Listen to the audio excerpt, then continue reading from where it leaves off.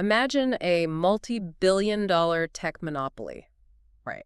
And they are actively funding, feeding, and training the exact person who is currently engineering the open source software that's going to eventually bankrupt them. Right, which sounds completely absurd. Exactly. I mean, it sounds like a glitch in the matrix. You look at a scenario like that from the outside and you just think, how could they not see it coming? How could they be so utterly blind? Yeah, it defies basic logic. But according to the digital archives we are unpacking today for you, it is not a glitch at all. It's actually a fundamental law of how absolute power inevitably destroys itself. And that is the exact analytical lens we are applying to our sources for this deep dive. So we are looking at a highly sophisticated, densely packed lecture from the Tulu Islam Digital Audio Archives. Right. Specifically, we're exploring Lecture 2 of 14, which dissects a foundational classical text, Surah Al-Qasas, verses 7 through 16. But the lecturer here does something entirely paradigm-shifting. Which is what makes this so fascinating. Exactly. The source takes this text, which, has been analyzed for centuries, and just strips away all the theological sentimentality, all the mystical overlays, and that fairy tale gloss that usually coats the narrative. It's all gone. Which means we were completely throwing out the miracle baby in a basket filter today. We have to. Instead, the lecturer argues that we should read these verses as an ironclad, hyper-rational sociological case study. The proposition we're looking at is that this text basically operates as a masterclass in systems engineering and political science. Yeah, it's an exploration of the raw mechanics behind how civilizational change actually happens and, how systemic survival is negotiated by an oppressed class. So it's not about magic. Not at all. I mean, the overarching argument made by the source is that the raw Arabic lexicon utilized in these verses isn't asking for blind faith from you or, from anyone reading it. Right. It's not a test of belief. Exactly. Rather, the text is presenting a mechanical blueprint of tyranny. It maps out precisely how an oppressive matrix functions, identifies its structural vulnerabilities, and demonstrates how it inevitably incubates the architect of its own collapse. So if we are mapping an oppressive matrix, I feel like we probably need to start by defining the architecture of the system itself, right? Before we look at the glitch that brings it down. That's the logical starting point, yeah. Because the source material is very explicit that we shouldn't view the oppressor here, Pharaoh, as just, a single cartoonishly evil king sitting on a throne making arbitrary decisions. Right, he's not a comic book villain. No. The lecture posits that Pharaoh actually represents a triad of systemic oppression. It is this three-legged stool designed to keep a totalitarian state from tipping over. Yeah, the source outlines three distinct pillars, operating in absolute terrifying unison. First, you have the political and military dictatorship, which is represented by Pharaoh himself. The guy at the top. Right, this is the absolute concentration of legislative, executive, and coercive physical power. Then second, there is the engine of economic exploitation. Okay, so the money. Exactly, the money. This is raw, unbridled capitalist extraction, monopolization of wealth, resource hoarding, and the broader textual framework often represents this pillar through the figure of Quiron. And a state really can't survive on force and money alone, which brings in the third, and frankly, I think the most insidious pillar. Oh, absolutely. The source identifies the ideological and religious pacification apparatus, which is represented by Haman. Because when you think about it from a purely administrative standpoint, you cannot physically subjugate a population of millions using only guards and whips. It's too expensive. Exactly. It is simply too expensive. The logistics of purely physical tyranny are unsustainable over the long term. You need a psychological leash, right? You need an institutionalized ideological apparatus to pacify the masses so they basically police themselves. And the lecture explores this dynamic brilliantly. The Haman archetype, the religious or ideological establishment functions to tell the subjugated class, which in this historical context is the Bani Israel, that their suffering is not the result of systemic exploitation. Right. It's not a bug. It's a feature of the universe. Exactly. They're told it is the immutable will of the divine. The message broadcast to the masses is essentially, if you are impoverished, it is because God decreed your poverty. If Pharaoh possesses absolute power, it is because a divine plan installed him. Wow. So it operates as a societal anesthetic. Perfect way to put it. The state is essentially translating any revolutionary impulse, any raw, justified anger against the system, into a sin against the divine order. So if you're a worker and you complain about this staggering economic disparity, You aren't merely labeled a political dissident. right, you are branded a heretic. Yeah. This triad, the political coercion of Pharaoh, the economic extraction of Karun, and the ideological pacification of Haman, it creates this incredibly airtight ecosystem of control. It does. And within this airtight ecosystem, the state maintained its grip on the Bani Israel through a brutally calculated demographic strategy. This is where it gets really dark. It does. The lecture points to the textual detail that the state was executing a policy of killing their sons and letting their women live. Now, traditionally, an audience might read that as a display of random, monstrous cruelty. Just a bad guy doing bad guy things. Right, exactly. However, applying a socioeconomic lens, the source argues this was actually a highly calculated policy of systemic infanticide. Wait, I really want to test this logic against a modern framework to see if it holds up, because it sounds counterintuitive at first. Go for it. If I am running a totalitarian state and I am building massive infrastructure projects, monuments, cities, supply chains, I need a massive continuous supply of labor. Obviously. So systematically eliminating my future male workforce feels like terrible economics. It feels entirely counterproductive. It does seem that way. Like, if a modern corporate monopoly executed a hostile takeover of a brilliant, fast-growing startup and then immediately fired all the top innovators just to ensure they never launched a competing product, they'd be destroying the very human capital that could have made the parent company richer. So why would the state do this? That corporate analogy actually illuminates the core thesis of the lecture perfectly. Because, see, you are assuming the oppressive system values optimal productivity. Right, I'm assuming they want to maximize output? But the source argues that it emphatically does not. To a tyrannical system, absolute stability will always take precedence over maximum economic output. Oh, wow. Okay. Yeah.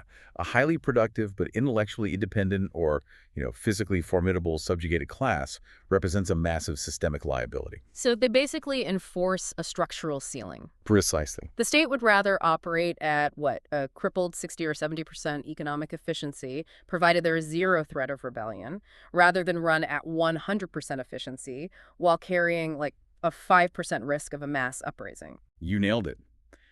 Power, by its very nature, cannot allow any individual from the subjugated underclass to raise their head above the established acceptable baseline. It's all about risk management. Exactly. And the Arabic root concepts analyzed in the lecture suggest the state was actively identifying and crushing the masculine spirit of the population. And we should clarify, that doesn't just mean biological males. Right. It represents the capacity for intellectual independence, leadership, physical resistance, and just generally the courage to challenge the status quo.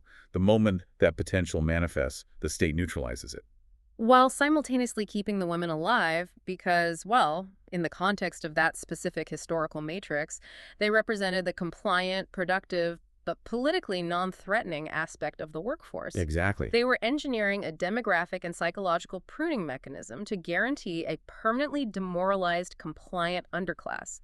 And they weren't just killing bodies, they were assassinating the very capacity of the population to even imagine an alternative to the system. It's a terrifyingly rational matrix.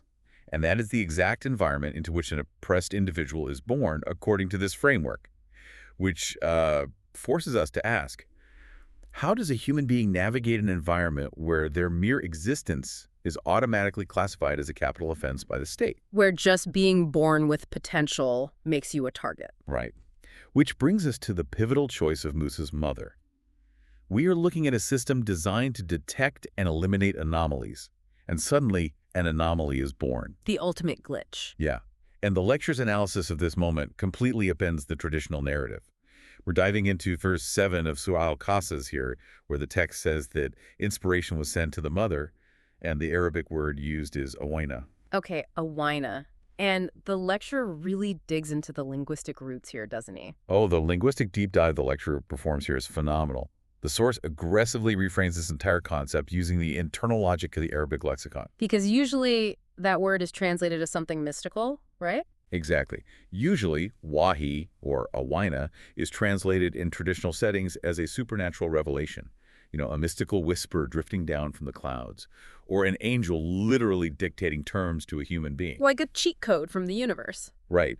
But the lecture argues that applying a mystical prophetic definition here completely distorts the sociobiological reality of what the text is actually describing. And the lecture brings up an incredible cross-reference to prove this point. The notes point out that the overarching textual framework uses this exact same root word, wahi, when describing the instinct of bees building their hives. The bee analogy is so crucial here. It is, because now when you read that wahi was sent to the bee, you obviously don't picture a tiny angel descending to hand a bee a schematic for a hexagonal honeycomb. Right, that would be ridiculous. You understand it as a functional, deeply embedded biological inspiration. It is a rapid, instinctual, highly calculated intuition.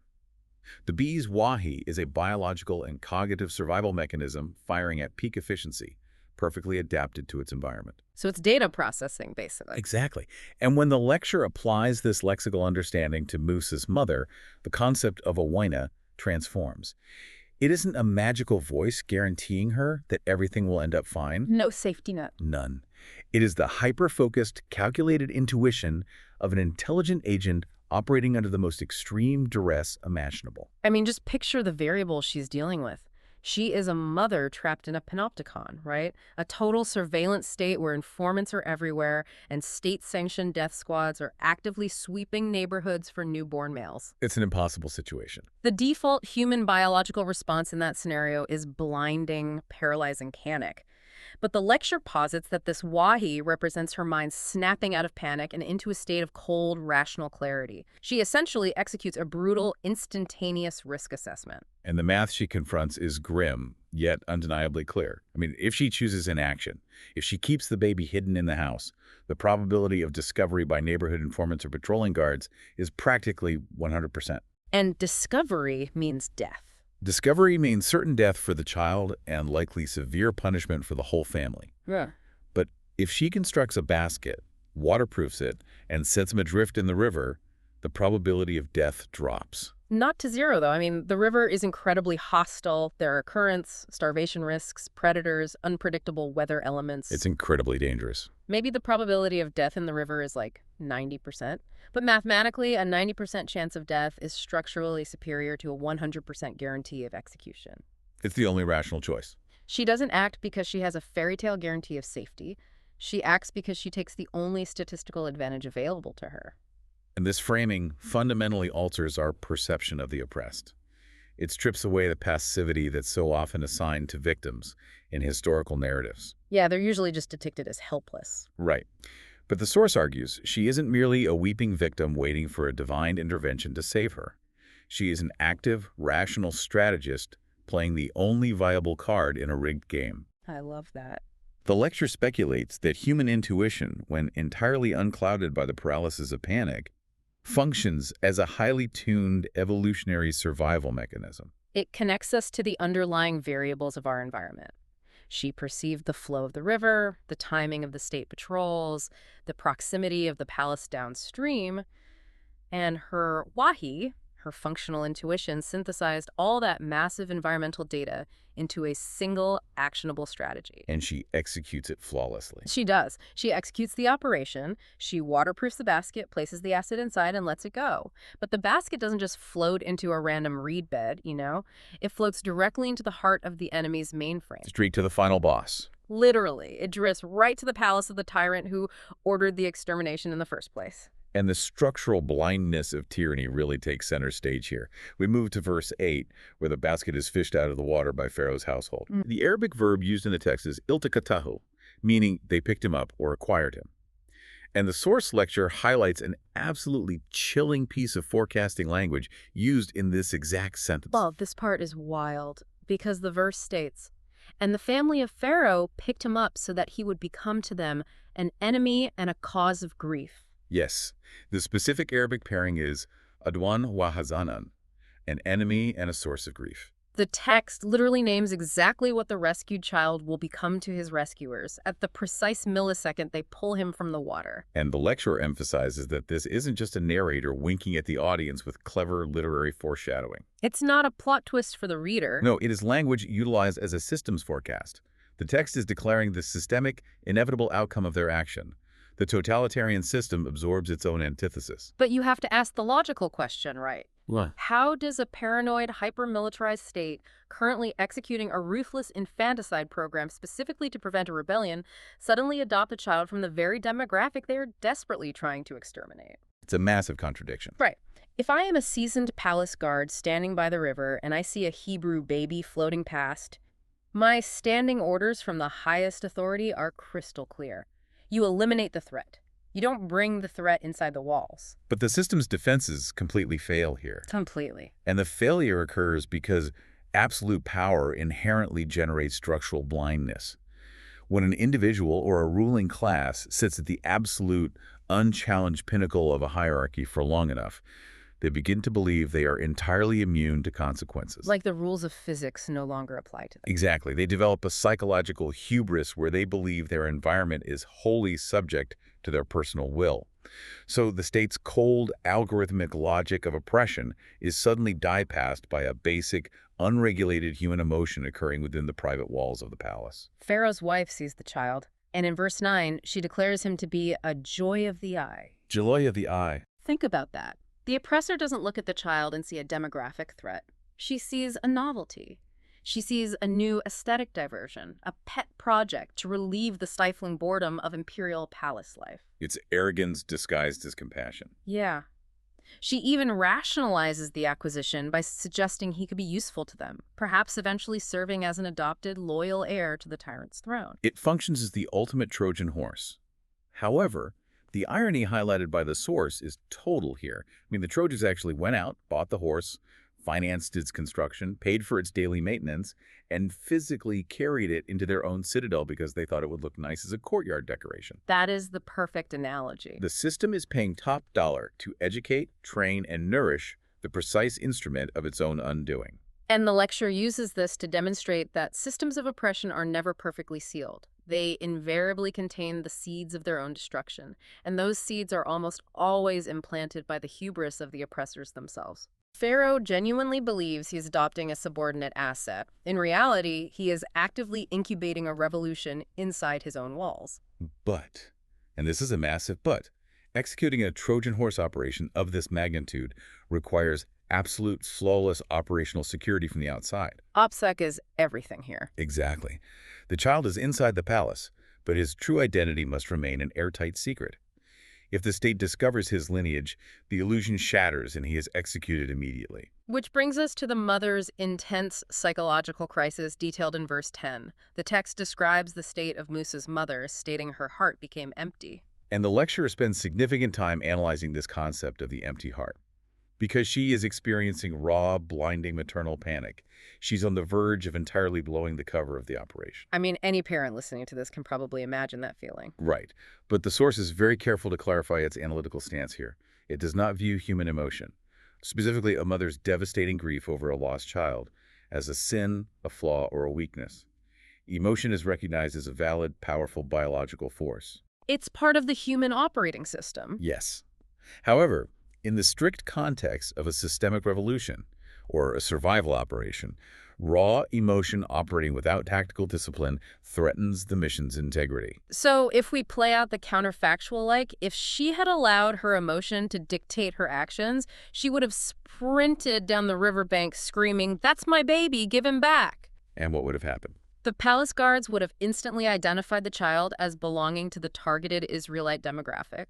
They would have realized he was part of the group marked for systemic extermination, and they would have killed him on the spot. Instantly. Her uncontrolled grief would have been the direct catalyst for his execution. That's the brutal reality. The text notes that her heart had to be fortified so she would remain among the believers.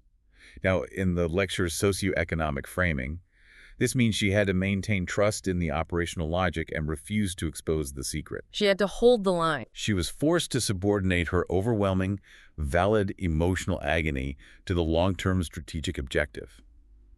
And simultaneously, she deploys her daughter Musa's sister to conduct covert reconnaissance. The text specifies she watched him from afar. And from afar implies a level of deliberate tradecraft, right? The sister isn't just rushing up to the palace gates and knocking on the door. No, she's blending in. She's moving through the crowds, blending into the periphery, gathering intelligence on the asset's status without drawing the attention of the state's sprawling security apparatus. It is an act of tactical espionage. And the sister's intelligence gathering reveals a critical vulnerability. The system has acquired the asset, but it cannot sustain it. The baby refuses to eat. Exactly. The baby refuses to nurse from any of the Egyptian wet nurses provided by the palace.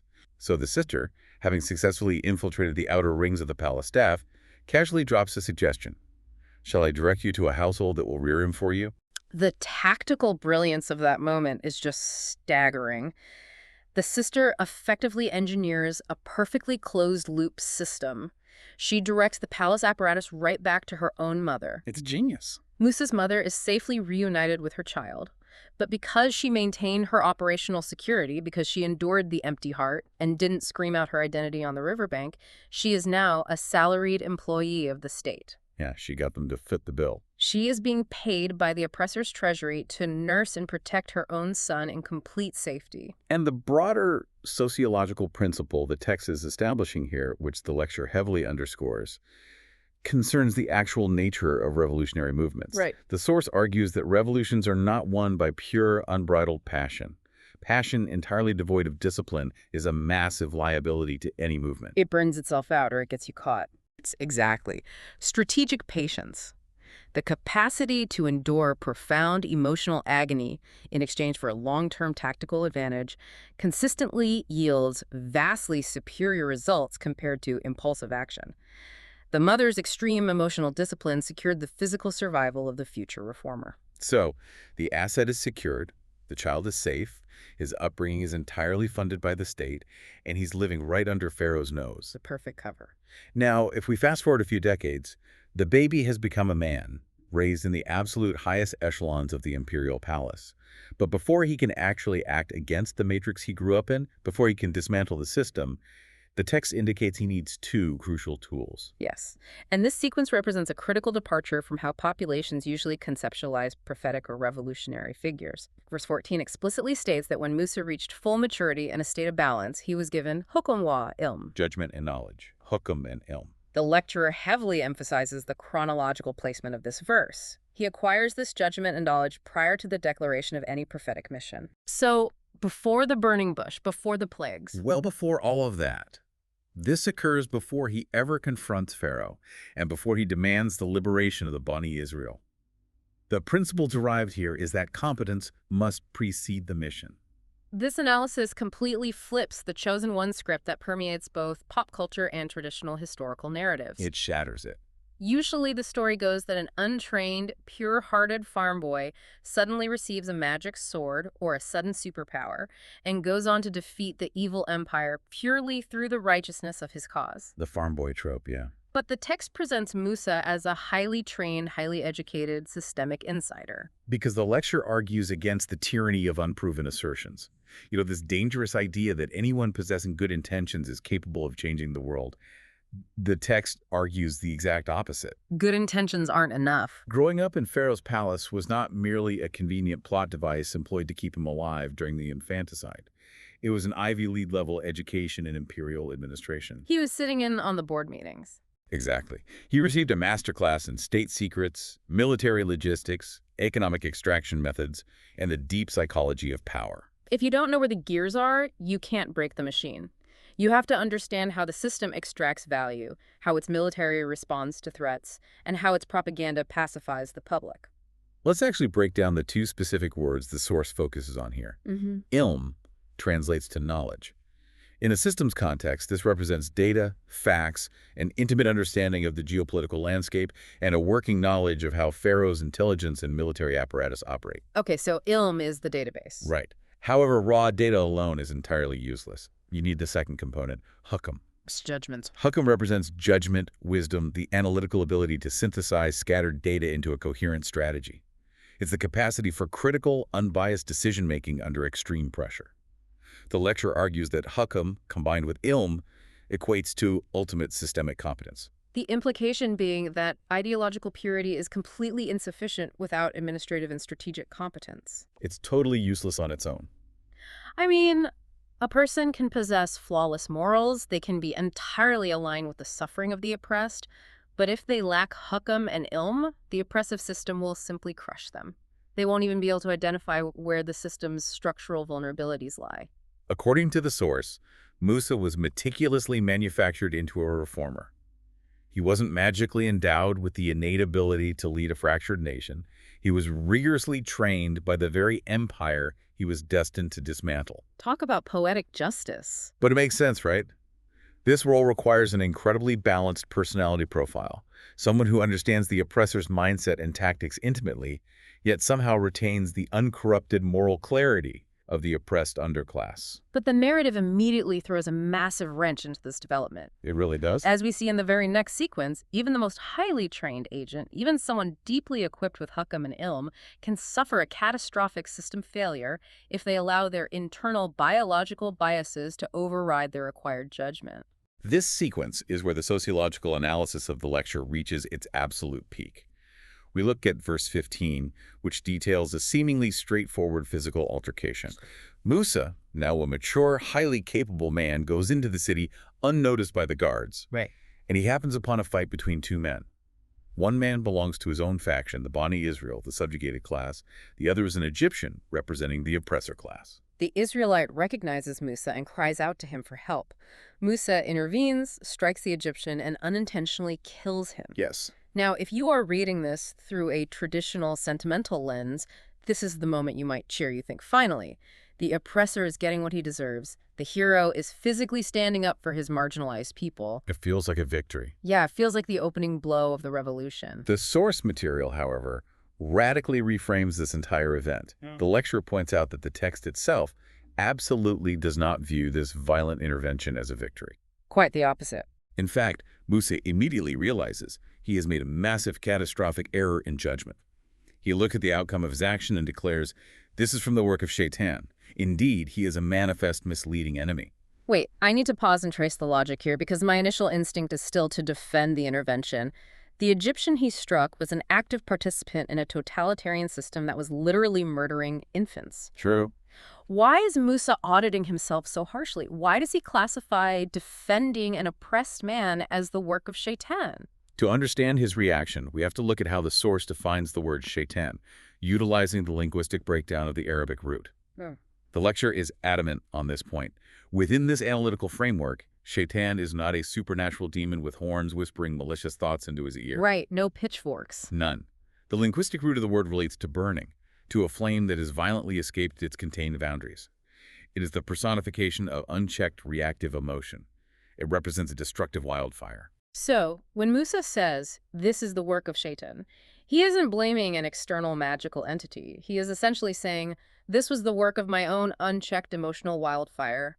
I lost my tactical discipline." He recognizes that he acted out of raw, uncalibrated factional anger. He witnessed a member of his own tribe being beaten, and his biological, tribal, emotional response completely bypassed his acquired hukam, his judgment, and strategic restraint. His programming failed. And this precise failure introduces what the lecture refers to as the law of requital, or mukafat amal. Now, when I hear law of requital, my mind immediately jumps to a mystical concept like karma. Sure, that's common. But based on how this lecture systematically removes all the mystical elements from the text, I'm guessing this is more about physics. Is it about the strict cause and effect mechanics within human sociology? Exactly. It is the ironclad law of cause and effect operating within human systems. The source argues that unplanned reactive violence, particularly when driven by tribal or factional anger, does not actually liberate anybody. It just makes noise. It functions as a disordering act, not a cohesive strategy. The lecturer asks us to audit the outcome here. What did Musa's impulsive punch actually accomplish? Did it bring down Pharaoh's military apparatus? Did it dismantle the economic exploitation? No. Did it free the Bani Israel? Absolutely not. It generated massive liability. That was the only output of the action. The requital law operating here is entirely internal to the action itself. If an agent acts from raw factional anger, they generate systemic liability, not societal change. Because now he's exposed. Exactly. The unintended death of the Egyptian completely blows Musa's cover. He is instantly transformed from the untouchable, highly educated prince of the palace into a common murderer fleeing the state's intelligence apparatus. It forces him into immediate exile. And from a strategic standpoint, his reactive violence actually delays the liberation of his people by decades, because the only agent capable of leading the change was forced to abandon the theater of operations. That is a staggering insight into the mechanics of revolution. Violence that is not integrated into a calculated systemic strategy is just entropy. It's just noise in the system. Entropy is the perfect word for it. The source is arguing that even if you were on the definitively right side of history, even if you were literally punching an architect of oppression, if that action is born of a reactive impulse rather than strategic judgment, it constitutes a failure of the rational agent. And this rigorous self-accountability is what separates a true systemic reformer from a mere vigilante acting out their anger. Right, Batman versus a real systemic architect. Exactly. In verse 16, the text provides Musa's honest self-assessment. He doesn't attempt to justify his violence. He doesn't rationalize it by saying, well, the man was an oppressor, so he deserved it. He owns it. He states unequivocally, my lord, indeed I have wronged myself, so forgive me. I have wronged myself. Yeah. He immediately recognizes that his lack of emotional discipline severely damaged his own overarching mission. He is performing a real-time audit of his own psychological impulse. The rational agent immediately audits their own failure without making excuses. And the systemic law, the psychological and social reset, detailed in the text rewards the corrected self-aware agent, not the impulsive one. The text states he was forgiven. Right. But the lecture argues this shouldn't be read as a magical wiping of a slate by a deity. It means the agent fully integrated the lesson. He regained his internal equilibrium. The reset worked. The thesis here is that to defeat a monolithic, irrational, and violent tyranny, the reformer must first completely disown and master their own capacity for blind, reactive violence. You cannot successfully replace an irrational, violent system using your own irrational, violent impulses. They'll just build another violent system. The level of psychological discipline required to execute that is just immense. To succeed in this framework, you have to be cold and rational enough to allow your mortal enemy to train and educate you. It takes years of patience. You have to be patient enough to wait for the exact, mathematically optimal strategic moment to act. And you must be restrained enough not to strike out impulsively, even when your blood is boiling at the sight of actual physical injustice. And that combination of traits is the required architecture for a successful civilizational pivot. That is the mechanical blueprint Surah Al-Qasas is actually laying out in these specific verses, according to the lecture's analysis. So if we pull all these analytical threads together, we are looking at a text that functions on two distinct levels. There is the immediate historical narrative, and then there is the permanent sociological blueprint beneath it. The source lecture synthesizes this perfectly by drawing a distinction between permanence and change. Okay, unpack that. Well, the elements of change are obvious. Thrones, empires, economies, and geography differ wildly across history. Pharaoh's specific Egyptian empire is long gone. But the permanence, the structural pattern of how power operates, remains constant. So the players change, but the game is the same. Exactly. The permanent principle is that tyranny routinely and inevitably incubates its own successor. Absolute power is inherently structurally blind. It will always, eventually, raise and fund the instrument of its own undoing. Because it can't conceive of a threat it can't see. Right. It will absorb its antithesis, usually as a result of its own blinding arrogance or its desire for aesthetic diversion, much like a royal family adopting an anomaly out of a river. And the second half of that permanent principle dictates how that successor must operate to actually succeed. A true reformer, a true agent of systemic change, is manufactured. Yes. They are not born with a magical destiny. They are forged through a rigorous combination of insider knowledge gaining and intimate understanding of the enemy's mainframe, extreme strategic competence, meaning the synthesis of hakam and ilm. Data and judgment. Right. And finally, the absolute ironclad discipline to master their own reactive impulses. They must constantly audit their own shaitan, their own emotional wildfires, to ensure they remain a rational agent. The overarching argument of the digital archive we explored today is that this text isn't just a history lesson about a localized ancient conflict. It is a highly detailed, functional manual for recognizing the life cycle of oppressive systems. Which leaves us with a final and, frankly, a deeply lingering question to consider. A provocative thought for you to mull over as we wrap up. Let's hear it. If the sociological analysis of this text holds true, If absolute power naturally and inevitably creates the blind spots that invite its own destruction from the inside out, take a hard look at the monolithic structures of power operating in our own time. Oh, absolutely. Whether you are looking at massive tech monopolies swallowing up every potential competitor, sprawling financial empires that deem themselves too big to fail, or deeply entrenched political dynasties that seem entirely untouchable. They all follow the same pattern. They do. So ask yourself, who are they currently funding? Who are they training in their institutions? Who are they absorbing into their ranks right now, completely unaware that they are actively incubating the very minds, the very architects, who will eventually dismantle their mainframe? Because the river is always flowing, and it always brings something to the palace steps. Yeah. The only question is whether the palace recognizes what it is actually lifting out of the water. Look past the surface level of the stories you've been told. Look for the systemic blueprints hidden beneath. Thanks for joining us on this deep dive. We'll see you next time.